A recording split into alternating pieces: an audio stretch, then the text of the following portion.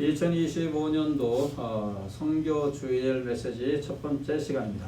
올해도 월별로 선교 메시지를 전하려고 합니다. 오늘은 희생을 각오하고 전도하자. 이 말 속에는 전도하려면은 희생이 따라오지 않으면 전도할 수 없다. 이 말이 포함되는 것이죠. 그러니까 희생을 각오를 해야 된다라는 얘기. 하나님의 백성들은 희생을 각오하고 전도할 생각을 하셔야 됩니다. 2월 첫째 주일 선교주를 맞아서 희생을 각오하고 전도하자, 희생을 각오하고 전도하자라는 이 전체적인 주제로 우리가 한번 말씀을 한번 나눠보도록 하겠습니다. 여러분, 예수를 믿지 않는 사람들은 엄밀히 말해서 산자가 아닙니다. 죽은 자라고 말할 수 있습니다. 예수 안 믿는 자는 육신이 죽은 것은 아니고 영적으로 죽은 자라고 할 수 있습니다. 그래서 죽은 자로 표현을 합니다. 로마서 5장 15절이 그 증거되는 말씀인데 거기에 보시면 이런 말씀이 있습니다. 한 사람의 범죄로 말미암아 한 사람의 범죄로 인해서 많은 사람이 죽었은즉 이렇게 말하고 있어요. 한 사람의 범죄로 인해서 많은 사람이 죽었다. 한 사람 아담의 범죄로 인해서 그 후손이 죄의 종과로 인해서 모든 사람들이 다 죽지 않았습니까? 모든 사람들의 영혼이 다 죽었다는 거예요. 다 죽었다. 그래서 모든 사람들은 실제적으로 보시면은 예수 안 믿는 영혼, 거듭나지 않은 영혼, 중생하지 않은 영혼, 다시 태어나지 않은 영혼, 우리 예수 그리스도를 믿어서 하나님의 자녀가 되지 않은 사람들은 실제적으로 보시면은 사실상 다 죽은 자예요. 다 죽은 자. 그런데 이 죽은 자를 살리기 위해서 우리 하나님께서 얼마나 애를 쓰시는지 몰라요. 이 죽은 자를 소생시키기 위해서 말입니다. 그래서 죽은 자를 살리는 방법이 있으니 그것이 바로 뭐냐? 바로 전도라는 것입니다. 이 죽은 자를 살리기 위해서 우리 하나님께서는 이 땅에 교회를 세우신 것이고 우리 성도님들을 이 땅에 남겨놓으신 것입니다. 이 남겨놓으셨다는 것은 우리가 전도하기 위해서 남아있다는 거예요. 생명을 구원하기 위해서 남아있다는 거예요. 하나님께서 교회를 세우신 이유가 뭡니까? 복음 전에서 생명 구원하라고, 복음 전에서 죽은 자들을 다시 살려내라고 이 땅에 교회를 세우신 줄로 믿습니다. 우리 성도님들께서도 이 사명을 충성스럽게 감당해 나가셔야 한다는 것입니다. 복음이 전해지고 여러분, 복음이 들어가면은 사람이 살아나는 역사가 일어나게 되는 것입니다. 메마른 땅에 아주 바싹 메마른 땅, 쩍쩍 갈라지는 그러한 땅에 물이 들어가기만 하면은요, 비옥한 땅으로 살아나듯이 복음이라는 것이 들어가면은요, 이 죽은 영혼들이 살아나는 역사가 일어나게 되는 것입니다. 로마서 1장 16절에 보시면은 내가 복음을 부끄러워하지 아니하노니 이 복음은 모든 믿는 자에게 구원을 주시는 하나님의 능력이 됨이라 이렇게 말하고 있어요. 복음은 능력이라는 거예요. 능력. 그래서 복음을 여러분 무시하면 안 됩니다. 복음이 들어가면 사는 역사가 일어나게 되는 거예요. 복음이 들어가면 놀라운 역사가 일어납니다. 복음이 들어가면은요, 변화의 역사가 일어나고 치료의 역사가 일어나고 소생의 역사가 복음이 들어가면 나타나게 될 줄로 믿습니다. 왜냐하면 복음이 능력이기 때문에 복음이 능력. 조나단 에드워즈라는 이 대각성 운동을 일으킨 미국의 대각성 운동을 일으킨 위대한 설교자라고 할 수 있죠. 설교자면 신학자도 있고 또 칼빈도 그랬고, 이 사람들이요, 복음을 전할 때 그렇게 힘있게 막 이렇게 메시지를 막 강력하게 이렇게 전하지 않았습니다. 저처럼 이렇게 소리내어서 이렇게 전하지도 않았어요. 그냥 원고를 보고 쭉 읽었어요. 원고를 보고 쭉 읽어요. 고개도 들지 않고 원고를 보고 쭉 읽어요. 저는 설교할 때 웬만하면 원고를 안 보려고 엄청 노력합니다. 왜냐하면 성도님들이 좋으면 누가 좋아서 이렇게 좀 쳐다보려고, 좋으시는 분이 이렇게 눈여겨보려고 여러분들을 주시하고 봅니다. 그런데 저는 이제 찬송할 때는 좀 고개를 못 들어요. 왜냐하면 노래를 잘 못하니까. 그냥 이러고요. 그러다가 틀릴까, 혹시라도 틀릴까 손가락으로 짚어가면서 이렇게 해요. 근데 하나님의 말씀을 전할 때는 저는 이제 보고 해요. 그리고 그것이 이제 습관적으로 그렇게 하려고 노력을 많이 합니다. 근데 칼빈이나 조나단 에드워즈도 이 사람들은 거의 이렇게 숙여가지고 원고만 읽었어요. 여러분, 그런데도 봐요.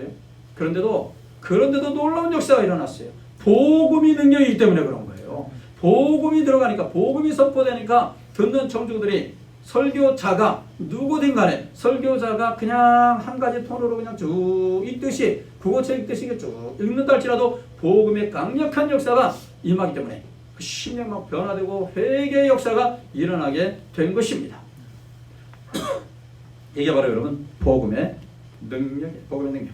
그러니까 복음은 능력이 있어서 전해지기만 하면은 우리의 입을 열어서 복음을 전하기만 하면은, 하나님의 말씀을 전하기만 하면은 예수 그리스도가 하나님의 아들이십니다. 예수님의 나를 위해 죽으셨습니다. 예수 믿어야 삽니다. 예수 믿어야 천국 갑니다. 이 말만 전하기만 하면은 놀라운 역사가 일어나게 되고 죽은 자가 살아나게 될 줄로 믿습니다. 그래서 우리 예수님께서는요, 제자들이나 오늘날 우리를 가리켜서 이렇게 말씀하십니다. 너희는 어부라. 이렇게 너희는 어부다. 이렇게 말씀하셨어요. 어부라고 말씀하셨어요. 그럼 어부에 대한 의미를 우리가 잠깐 살펴볼 필요가 있겠죠. 마가복음 1장 17절 우리 같이 한번 읽어보도록 하겠습니다. 마가복음 1장 17절 같이 읽습니다. 시작. 예수께서 이르시되 나를 따라오라. 내가 너희로 사람을 낚는 어부가 되게 하리라 하시니. 예수님께서 저와 여러분들 가리켜서 얼마나 우리를 가리켜서 우리가 이제 전도하는 것이 중요하고 사람 살리는 일이 중요했으면 우리를 어부라 완전히 칭해 주셨어요. 너희를 어부라 아예 어부라고 지칭을 하신 거예요. 여러분 사람 낚는 어부. 예수님께서 마가복음 1장 17절에 사람 낚는 어부라고 하지 않았습니까? 사람 낚는 어부. 여러분 사람 낚는 어부란 표현은 마치 낚시를 생각할 수가 있겠죠. 낚시로 사람들을 낚아 올리는 느낌을 줍니다. 우리 여러분 낚시하시는 분들이 저는 한 번 낚싯대를 잡아본 적이 없기 때문에 낚시의 기본을 잘 모르겠지만은 낚시 이렇게 쭉 던져고 고기가 올라오는 그 느낌이 아주 짜릿짜릿하다면서요. 낚시해 보신 분 한번 손 한번 들어보세요. 아유, 이영순 집사님 피곤하시겠다. 근데 이 낚시하는 사람들은 밤새워서 어디 도망간대야. 가서 막 며칠이고 막 거기 앉아있는데, 야, 인내심이 대단하시네. 이 손감이 아주 짜릿짜릿하대요. 그감이 그 기분에 그 느낌의 이 낚시를 맞아요? 그렇대. 이거예요. 그럼 우리가 사람 낚는 어부 그러면 사람들이 물속에 빠져 있는데 거기서 우리가 낚기를 낚는 이러한 느낌이 드는 말인데 이게 원문에 가서는 좀 그런 들이 아니에요. 그것이 아니에요. 우리 원문에 가서 헬라어 원문에 가서 보면 낚다, 사람 낚는 어부, 낚다, 낚는 이 말이 없어요. 헬라어에는 그 말이 없습니다. 헬라어는 그 말이 없고 사람들의 어부예요. 그냥 사람들의 어부예요. 그냥 사람들의 어부. 고기 잡는 방법을 암시하는 것이 아니고 그냥 우리를 가리켜서 우리 예수님께서는 너희들은 사람들의 어부야. 이렇게 그냥 명령을 하신 거예요. 우리를 지칭해 주신 거예요. 어떤 행위적인 측면이 아니에요. 우리의 신분적인 측면이에요. 행위적인 측면으로 사람을 낚는 어부가 아니고 너희들은 사람들의 어부, 사람들의 어부 이렇게 말하고 있습니다. 사람들의 어부. 신분 자체가 사람들의 어부라 이 말이에요. 행위 쪽으로 말씀하신 게 아니에요. 우리를 그렇게 지칭해 주신 거예요. 구약성경에서 여러분 어부라는 비유를 사용하실 때는 좀 다릅니다. 구약에서 어부를 사용하실 때와 신약에서 어부를 사용하실 때는 좀 의미가 다른데 구약에서는 심판의 의미가 강하고 신약에서는 구원의 의미가 강합니다. 예레미야 16장 16절과 17절 한번 보도록 하겠습니다. 앞에 있습니다. 우리 같이 한번 읽습니다. 시작. 여호와의 말씀이니라. 보라 내가 많은 어부를 불러다가 그들을 낚게 하며 그 후에 많은 포수를 불러다가 그들을 모든 산과 모든 언덕과 바위 틈에서 사냥하게 하리니 이는 내 눈이 그들의 행위를 살펴보므로 그들이 내 얼굴 앞에서 숨기지 못하며 그들의 죄악이 내 목전에 숨겨지지 못함이라. 지금 어부로 사람들을 낚는다고 그랬어요. 그러고서 포수를 불러다가 그냥 쏴버린다는 거예요. 심판이에요. 심판. 이건 심판을 의미하는 거예요. 하나님은 이 말씀에서 죄인들을 심판하신다는 의미로 어부들이 사람들을 물고기처럼 잡는다고 지금 말씀하고 있는 겁니다. 심판의 강조점이 있는 거예요. 그런데 신약은 다릅니다. 오늘 본문에서 사람들의 어부, 마가복음에서 사람들의 어부라고 말하잖아요. 심판의 의미로 사용된 것이 아니고 사람들의 어부예요. 사람들을 죄와 심판의 문에서 건져내어주는 사람이라는 얘기예요. 건져내어주는 사람. 예수님께서 사람들의 어부라는 표현을 사용하신 것은 사람들이 죄와 심판의 물에 빠져 죽어가고 있다는 것을 전제하시고 계신 거예요. 이 빠져 죽어가고 있다는 거예요. 저 죽음의 강물에 빠져서 다 허우적거리고 있다라는 거예요. 그들을 건져내기 위해서 제자들을 사람들의 어부로 선택하신 겁니다. 그들을 선택하신 거예요. 구원의 의미가 강하죠. 그러니까 구약에서는 심판의 의미, 신약에서는 구원의 의미가 좀 더 강조점이 있다는 것을 우리가 기억하실 필요가 있습니다. 이런 면에서 봤을 때 여러분 이런 면에서 봤을 때 이 세상에서 전도만큼 귀한 일이 없다는 겁니다. 선교만큼 보람 있는 일이 없습니다. 어떤 희생이 따라온다 해도 어떤 희생을 치르더라도 반드시 해야 할 일이 바로 이 전도라는 것입니다. 그래서 전도는 희생을 동반한다는 것을 여러분 기억하셔야 됩니다. 전도는 그냥 하는 게 아니에요. 희생을 동반하는 것이 전도라는 것입니다. 전도에는요 반드시 동반되는 것이 있으니 희생이에요. 희생이 없이는 할 수 없어요. 반드시 희생과 함께 갑니다. 희생과 전도는 함께 가는 거예요. 희생 없이는 전도할 수 없습니다. 사람의 생명을 구원할 수가 없습니다. 여러분, 낚시에서 고기를 잡는 것도 얼마나 희생이 강합니까? 가서 한 몇 시간 동안 그 의자에서 꼼짝 않고 앉아 있잖아요. 언제 고기가 그 미끼를 물을까봐 꼼짝 없이 화장실도 제대로 못 가고 꼼짝없이 텔레비전 보니까 그러더라고요. 얼마나 희생할 땀에 희생하는 거예요. 얼마나 희생해요. 그것도 희생이에요. 그것도. 본문에만 뭐가 돼요? 여러분, 그때의 스데반의 일로 일어난 환란으로 되어 있습니다. 그때 스데반의 일로 일어난 환란이라고 되어 있죠. 오늘 19절에 보시면 스데반의 일로 일어난 환란으로 말미암아. 그리고 보세요. 이 사도행전, 우리가 이 배경을 알아야 되는데, 사도행전 7장에서 여러분 스데반 집사님이 이 많은 사람들 앞에서 예수님을 증거하다가 결국에는 7장 마지막 부분에 가서 순교를 했습니다. 그러니까 순교가 돼요. 7장 마지막 부분에서 이 스데반 집사님이 순교 기록이 나와요. 그리고서 7장에서 순교했는데 바로 8장 1절에 가서 보시면은 사도행전 8장 1절이에요. 1절에서 보시면은 이렇게 되어 있어요. 사울은 그가 죽임당함을 마땅히 여기더라. 이 사울이 나중에 바울 사도가 되지 않습니까? 이 사울이 옆에서 이렇게 주관했던 거예요. 이 스데반 죽이는데 주동자 역할을 했다는 거예요. 근데 그 옆에서 지켜봤다는 겁니다. 쭉 지켜보면서 쟤는 죽어도 마땅해. 스데반 집사님이 죽는 걸 보고서, 돌에 맞아 죽는 걸 보고서 죽어도 마땅해, 이렇게 말했다는 얘기예요. 그리고서 그날에 예루살렘에 있는 교회에 큰 박해가 있어 사도 외에는 다 유다와 사마리아와 모든 땅으로 흩어지니라, 이렇게 말하고 있어요. 이게 무슨 말인가요? 스데반 집사님의 복음 전파로 인한 순교, 스데반 집사님의 복음이 전파했는데 그 다음에 박해가 왔다는 거예요. 복음 전도와 박해가 연결되고 있다는 거예요. 복음을 전하려면 역시 희생이 따라와야 된다는 얘기예요. 복음을 전하면 박해가 있고 핍박이 왔다는 것은 복음 전파하는 것도 희생이 따라오는 거예요. 사도행전 9장 16절에도 보시면은 그런 내용이 있지 않습니까? 다메섹으로 향하는 바울. 이 사울이죠. 옛날 이름. 다메섹 도상으로 향합니다. 거기 있는 믿는 사람들을 다 죽이기 위해서, 성경에 보시니까 살기가 등등해서 그랬어요. 살기가.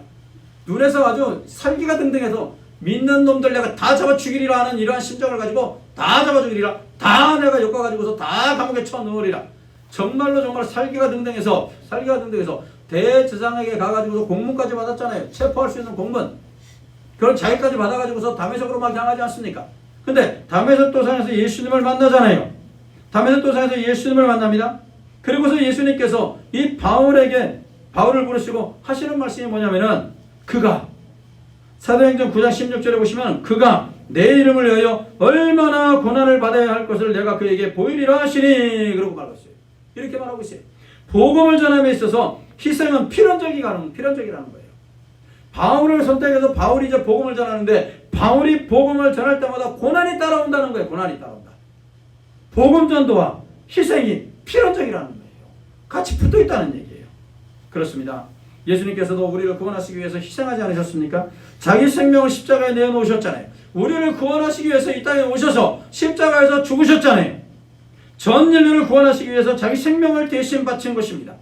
세상에 이것만큼 큰 희생이 어디 있습니까? 예수님도 우리를 구원하시기 위해서 희생하셨잖아요. 여러분, 한국 교회를 봐도 우리가 얼마나 많은 희생의 결과로 오늘날 교회의 부흥이, 이런 부흥이 왔는지 모릅니다. 전 인구의 통계적으로 보면은 4분의 1이 그리스도인이라고 합니다. 물론 약간 좀 떨어졌죠. 그러나 이렇게 축복을 누리게 된 배후에는요, 상상할 수 없는 피와 땀과 눈물이 있었다는 사실을 여러분 아십니까? 순교자들의 피가 있었다는 걸 여러분 아십니까? 우리 신앙의 믿음의 선배들이 얼마나 기도의 땀을 흘렸고 눈물을 흘렸습니까? 그 결과로 이렇게 된 거 아니겠습니까? 그래서 저는 지금 우리나라가 좀 혼란스럽고 어지럽지 않습니까? 정말로 뭐 이래 이런 말이 나오지 않습니까? 이런 말이 나와요. 어저께도 제 친구 한 명이 아들 결혼한다고 2월 중순쯤에 이제 결혼한다고 인천 쪽에서 결혼하는데 그거라고 전화가 왔어요. 그냥 청첩장만 보내지. 전화까지 왔어요. 전화까지 와가지고 꺼라고 그러면서 둘이서 이 나라에 대해서 얘기를 하고 얼마나 욕하는지 몰라요. 막 목사님들은 대체적으로 보면은 보수 쪽이 더 많아요. 근데 얼마나 욕하는지 몰라요. 그래서 제가 또 맞장구 쳤버리면은 대화 시간이 굉장히 오래되겠다.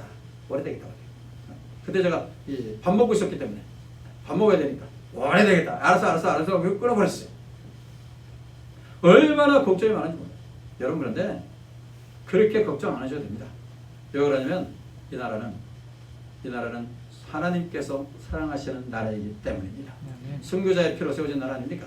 하나님의 귀하신 종들이, 우리 믿음의 선배들이 얼마나 나라를 위해서 울부짖고 기도했습니까? 얼마나 울부짖고 기도했습니까? 그러니 걱정하지 않으셔도 돼요. 우리 하나님께서 곧 안정을 주실 것입니다. 우리 대한민국, 우리 믿음의 선진들의 희생과 피로 세워진 나라입니다. 로버트 토마스 목사님, 선교사님, 여러분 너무 많이 들어보시지 않았습니까? 너무 많이 들어보셨잖아요. 다시 한번 그분의 스토리에 대해서 우리가 다시 한번 되새겨보는 시간이 됐으면 좋겠습니다.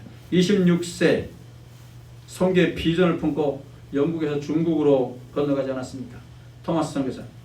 중국에 오자마자 사랑하는 아내 먼저 하나님 나라로 보내지 않았습니까? 아내를 잃어버린 그 엄청난 상처. 채 아무 일기도 전에 토마스 목사님 한 가지 소식을 듣게 됩니다. 저 중국 모퉁이에 붙어있는 한반도에 조선이라는 나라가 있었는데 그 백성들이 아직도 예수를 모르고 있고 예수를 믿지 않고 있으며 복음을 들은 일이 없다는 그 소식을 듣게 됩니다. 아내를 잃은 슬픔, 그 슬픔은 아직 남아있습니다.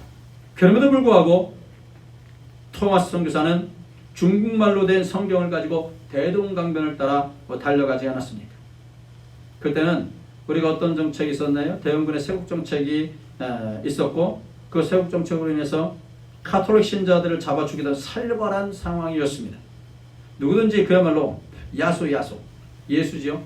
야소 소리만 나와도 다 죽임을 당하는 그러한 시대였습니다. 그러나 그러한 상황에도 아랑곳하지 않고 제너럴 셔먼호를 타고 토마스 선교사는 대동강변을 거슬러서 올라가게 됩니다. 그래서 대동강을 거슬러 올라가서 성경을 전해주려고 노력을 했습니다. 그때 평양감사 박규수가 배에 불을 지를 것을 명하죠. 제너럴 셔먼호를 바라보고 배에 불을 질러버려요. 그래서 불타는 배가 불에 붙게 되죠. 불타는 배를 탈출한 사람들 간신히 육지로 마구 기어 올라옵니다. 그때는 관군들이 올라오는 족족 창으로 찔러 죽였습니다. 토마스 선교사도 성경을 품고 결국에는 무트로 올라옵니다. 그를 기다리고 있던 병졸이 박충권 아닙니까? 박충권이란 병졸이 기다리고 있습니다. 올라오자마자 창으로 찔러 죽이려고 하니까 토마스 선교사가 야수 하면서 그에게 성경을 전해주지 않습니다. 고개를 푹 숙이고 성경을 전해줍니다. 그래서 잠시 머뭇거린 박충권, 결국에는 창으로 토마스 선교사를 찔러 죽이게 되었습니다. 26세였습니다. 26세. 아내가 죽은 지 2년 6개월 만에 아내의 뒤를 따른 것입니다. 성경을 손에 쥔 박충권. 심각한 심경의 변화가 일어나지 않습니까? 도대체 무슨 책이길래, 죽어가면서도 전해주려고 했던 것일까? 박충권 그 성경을 읽기 시작합니다. 그리고 하나님을 만나게 됩니다. 그리고서 여러분 토마스를 죽인 박충권이가 나중에는 영수 장로가 됩니다. 놀라운 역사 아닙니까? 이 박충권의 조카는 전도사가 되고 당시의 영문주사 박영식 성경을 가지고 도배지로 세웠었다가 성경 주워다가 성경의 이 질이 좋으니까 우리 집에 도배로 써야 되겠다. 도배지로 집을 쫙 바르게 됩니다. 최초의 성경으로 도배된 집 아닙니까? 한마디로. 그 도배지로 썼다가 예수를 믿게 되는 놀라운 일이 벌어지게 됩니다. 이 도배지로 사용된 성경으로 도배한 그 집이 평양 최초의 교회, 바로 널다리골 교회가 되는 것입니다. 하나님의 놀라운 역사가 나타났던 것이죠. 토마스 선교사 젊은이의 이 피가 대동강변에 뿌려졌기에 그 피값으로 인해서 오늘 우리가 존재하게 되는 것입니다. 오늘 한국교회가 바로 존재하는 것입니다. 우리는 빚진 자 의식을 가져야 됩니다. 희생 없이 생명이 살아날 수 없습니다. 토마스의 희생으로, 토마스의 순교로 한국교회가 이렇게 된 것 아니겠습니까? 희생 없이 지옥을 가던 영혼이 천국을 향해 돌이킬 수 있겠습니까?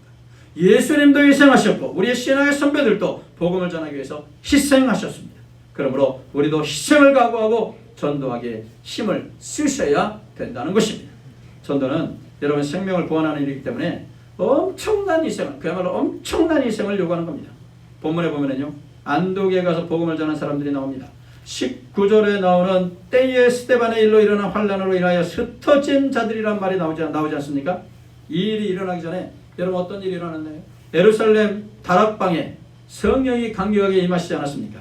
120명, 예루살렘 마가의 다락방에 모였던 120명의 성도님들이 성령의 충만함을 받고 나자 드디어 입을 열기 시작했잖아요. 두려움과 무서움과 좌절과 공포와 절망으로 마가의 다락방에 모여서 서로 예수님과 함께 있었던 일을 추억하면서 기도하던 이 사람들이 성령의 강력한 임재를 체험하자 그들은 일어나기 시작했어요. 두려움이 사라지고 담담히 생기게 되었고 문을 박차고 나왔습니다. 죽으면 죽으리라고 나왔어요. 그리고 외쳤어요. 예수가 부활하셨다. 너희들이 죽인 예수가 살아나셨다. 너희들이 못 박아 죽인 예수가 살아나셨다. 그들은 그야말로 겁도 없이 외치기 시작했습니다. 겁에 질려가지고 숨어있었던 그들이 성령의 강력한 임재가 일어나자 복음을 전하기 시작했어요. 그 말을 들은 예루살렘 사람들이 가슴을 치면서 회개합니다. 우리가 어찌하면 좋을까? 내가 어찌할꼬 하면서 3,000명, 5,000명이 회개하는 역사가 일어났어요. 돌아오는 역사가 일어났어요. 이와 같은 엄청난 성령의 역사로 인해서 무수한 사람들이 예수를 믿고 구원에 이르게 되었습니다. 여러분, 이와 같은 전무후무한 사건들이 일어나게 되자 사탄이 그냥 있겠습니까? 악한 사탄과 그 영들이 드디어 교회를 전면적으로 공격하기 시작했습니다. 그래서 평신도 전도자 스데반 집사님을 끌어다가 돌로 쳐 죽인 것입니다. 그리고 믿는 자들을 남녀노소 가리지 않고 감옥에 집어넣었습니다. 그들의 재산을 몰수했어요. 그리고 공중 앞에 그들을 끌어내어서 예수를 욕하라, 예수를 모욕해라, 그러면 내가 살려주겠다 회유했습니다. 그것을 거부한 사람들은 고문을 당하고 결국은 죽임을 당하게 되었던 겁니다. 이런 무서운 박해, 무서운 핍박이 바로 예루살렘을 하루아침에 막 뒤집어 놓았다는 거예요. 성령이 강력하게 임재해가지고 복음을 전했던 그 예루살렘 성에 강력한 박해가 임하게 되었던 겁니다. 그 핍박을 피해서 많은 성도가 먹을 것도 제대로 챙기지 못하고 빈몸으로 예루살렘 성을 빠져나왔던 겁니다. 가까이는 사마리아로 그리고 유다 나라 멀리 북쪽에까지 피난을 간 사람들도 있었어요. 어떤 사람들은 바로 예루살렘에서 450km나 더 떨어진 안디옥이라는 이 도시까지 피난을 갔던 것입니다. 오늘 본문에서 말씀해서 이 사람들이 지금 안디옥으로 들어왔던 거예요. 이 핍박으로 인해서 안디옥으로 들어오는 거예요. 복음의 강력한 역사가 나타나서 성령의 강력한 임재가 나타나서 예루살렘이 정말로 성시화될 줄 알았는데 박해가 일어나니까 더 터지는 거예요. 결국 이게 터지는 것도 하나님의 뜻이었죠. 하나님께서 각 도시의 사람들, 하나님의 종들을 보내셔서 결국은 각 도시가 복음화되어지는 놀라운 역사가 일어나지 않았습니까? 이들이 안디옥에 들어와서 뭐 했습니까? 복음 전했잖아요. 결국에는 안디옥 교회가 바울을 파송하는 성교의 전초기지가 되지 않았습니까? 그래서 희생하는 자가 결국은 전도하는 거예요. 희생하는 자가 전도할 수 있다는 것을 우리가 기억하셔야 됩니다. 여러분, 핍박으로 인해서 복음이 약화될 줄 알았습니다. 핍박으로 인하여서 복음이 그야말로 죽는 줄 알았습니다. 핍박으로 인하여서 복음이 사라질 줄 알았어요. 그러나 희생하는 자를 통해서 하나님께서는 하나님의 복음을 전하게 하십니다. 복음은 여러분 생명력이 있어요. 복음의 생명력이. 복음은 생명력이 있는 겁니다.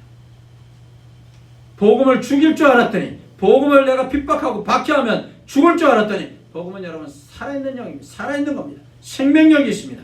여러분, 복음은 생명력이 있습니다. 우리나라의 역사만 봐도 그러지 않습니까?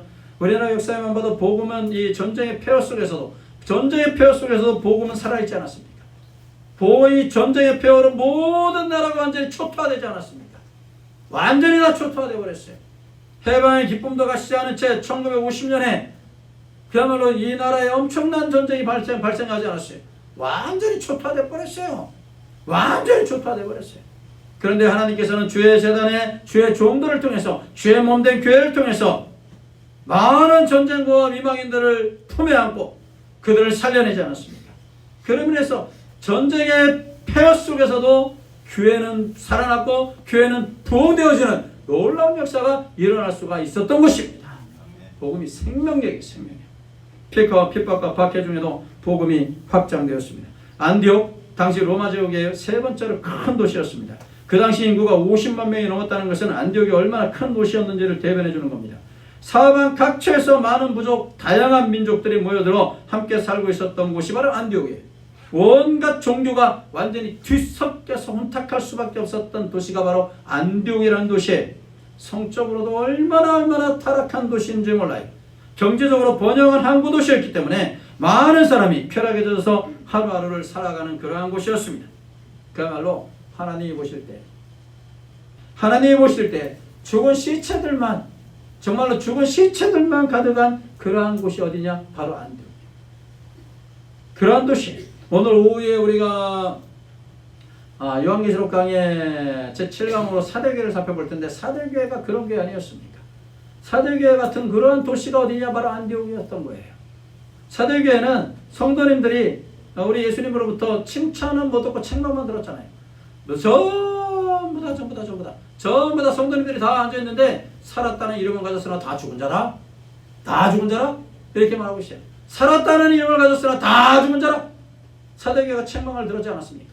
다 교회의 성도, 교회 좌석에 다 앉아있는데 전부 다 시체들만 앉아있다. 성장들만 앉아있다.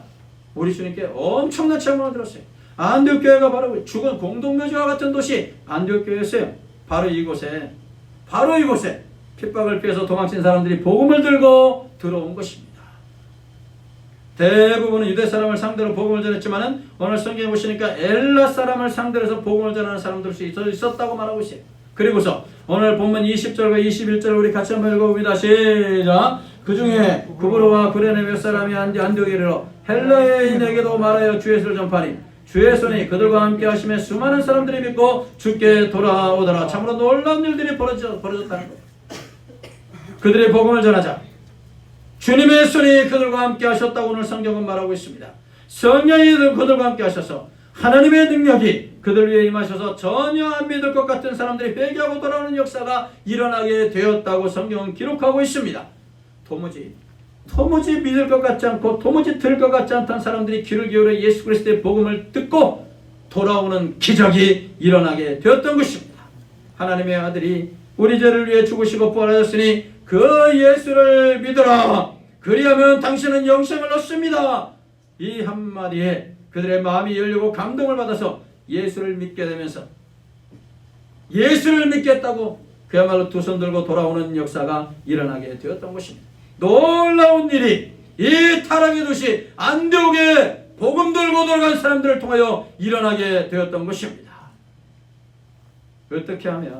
어떻게 이런 놀라운 복이 여러분 안디옥에서 일어날 수 있었을까요?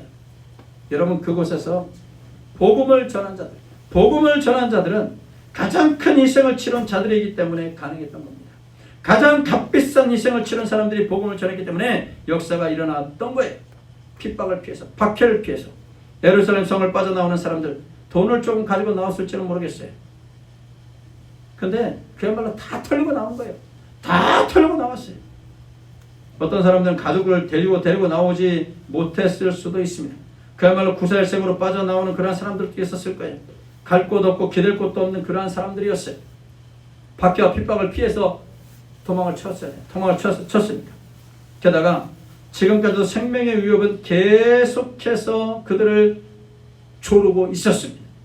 쉽게 말해서 예수님 때문에 신사망친 사람들, 이렇게 표현하면 좀 어떨지 몰라도 예수 때문에 신세망친 사람들이라고 볼 수 있어요. 우리 생각 같아서는 그 정도로 신세 망쳤으면 절대로 예수를 믿을 것 같지 않습니다. 이거 믿지 않을 것뿐 아니라 예수를 전하라는 거 말도 안 됩니다. 그렇게 생각할 수도 있어요. 그럼에도 불구하고 그들은 가는 곳마다 길에서나 성에서나 사람을 만나면은 복음을 전했어요. 예수님이 부활하셨습니다. 예수가 메시아입니다. 예수 믿어야 삽니다. 예수 믿어야 구원받습니다. 여러분 이 단순한 복음을 그들은 전했어요. 예수님 때문에 다 잃어버렸는데도 불구하고 그럼에도 불구하고 예수님을 전했어요. 이 사람들에게 남은 것은 어쩌면 생명 하나밖에 없습니다. 그런데 그들은 그 마지막 남은 생명 하나라도 바쳐서라도, 이 생명을 하나 바쳐서라도 예수님을 위해서 살겠다는 그러한 사람들입니다. 그러므로 그들의 생명을 주님의 제단 앞에 올려놓은 거예요. 성령이 강하게 역사할 수밖에 없지 않습니까? 모든 것을 버려서라도 나는 복음 전하겠다.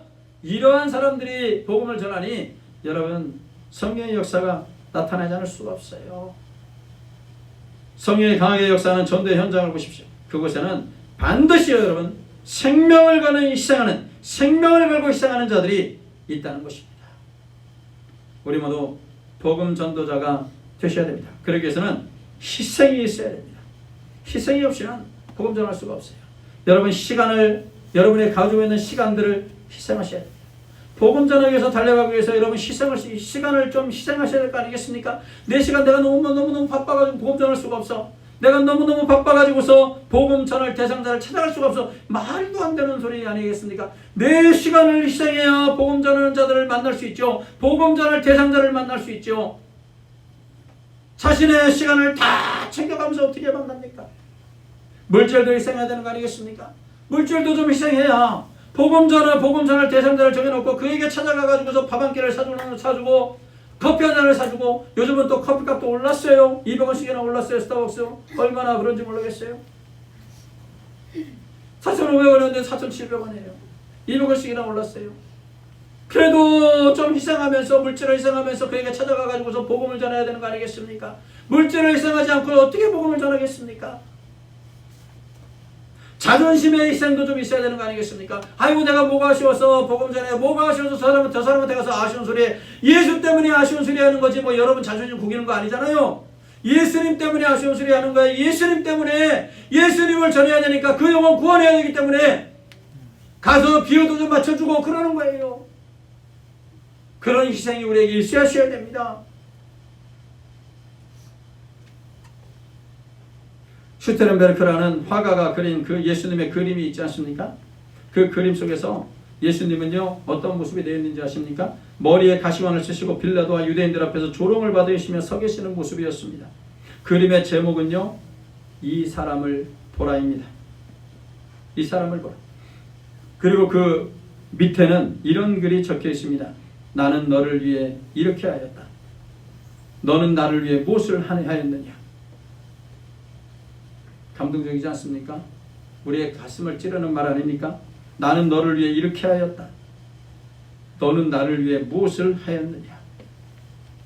이 그림 앞에서 감동을 받은 한 사람이 있습니다. 그가 바로 영국의 하버겔이라는 사람입니다. 19세기 중반에 하버겔이 독일에 유학을 왔어요. 영국에서 독일로 유학을 왔어요. 그런데 하버겔이 독일에서 슈테른베르크의 그리스도 그림을 보고서 그 밑에 써져 있는 글씨, 나는 너를 위해 이렇게 하였다. 너는 나를 위해 무엇을 하였느냐? 이 글씨를 보다가 감동을 받고 작사한 찬송이 바로 우리가 오늘 함께 부른 311장 내 너를 위하여라는 찬송입니다. 주님의 은혜로 감동된 사람은 다른 사람들도 나처럼 구원받도록 하기 위해서 조그마한 수고로부터 큰 희생에 이르기까지 무엇이든지 값을 치르려고 한다는 것입니다. 바울사도가 그 유명한 고백을 하지 않습니까? 사도행전 20장 24절에서 나의 달려갈 길과 주 예수께 받은 사명 곧 하나님의 은혜의 복음 증거하는 일을 마치려면 나의 생명을 조금도 귀한 것으로 여기지 아니하노라. 복음 증거와 나의 생명이 지금 같이 나오고 있습니다. 복음 증거하는 데는 나의 생명을 귀한 것으로 여기지 않겠다. 희생을 각오하는 거예요. 죽음까지도 각오하는 거예요.